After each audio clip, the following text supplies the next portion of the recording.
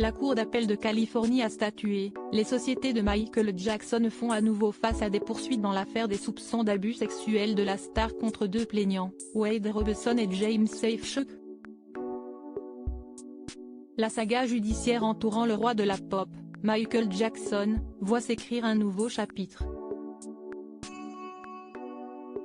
À la surprise générale, la Cour d'appel de Californie a renversé sa précédente décision et a rouvert la voie pour un nouveau procès contre les sociétés de la star. En effet, en 2020 et 2021, un juge avait estimé que ces sociétés n'avaient pas de responsabilité de protéger les plaignants, Wade Robson et James Safechuck. Mais une cour d'appel de Californie a permis aux deux plaignants de retrouver espoir.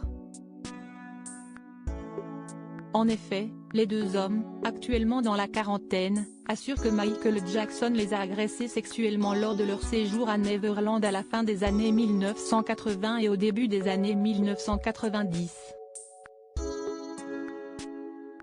Leur histoire a été largement médiatisée suite à la diffusion du documentaire de 2019 diffusé sur HBO, Living Neverland. À l'époque, la famille Jackson avait fermement réfuté ces allégations, qualifiant le documentaire de lynchage public. Aujourd'hui, un nouveau procès pourrait donc être imminent. Un long combat judiciaire. La trajectoire des poursuites a été tumultueuse. Alors que le juge n'était pas de leur côté il y a 2 ans, ce 18 août 2023, tout a changé. La Cour d'appel a répondu favorablement aux demandes de Wade Robson et James Safechuck, relevant qu'une société qui facilite l'abus sexuel d'enfants par l'un de ses employés n'est pas exonérée de l'obligation de protéger ses enfants simplement parce qu'elle appartient exclusivement à l'auteur de l'abus.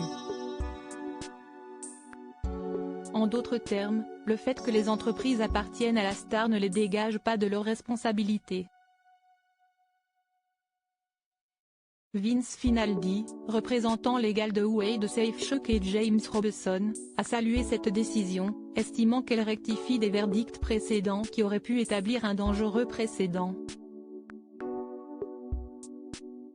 De l'autre côté, Jonathan Stein-Sapir, avocat de la succession de Michael Jackson, reste fermement campé sur ses positions. Il reste convaincu de l'innocence de la star décédée, soulignant l'incohérence du discours des victimes avec les preuves crédibles existantes.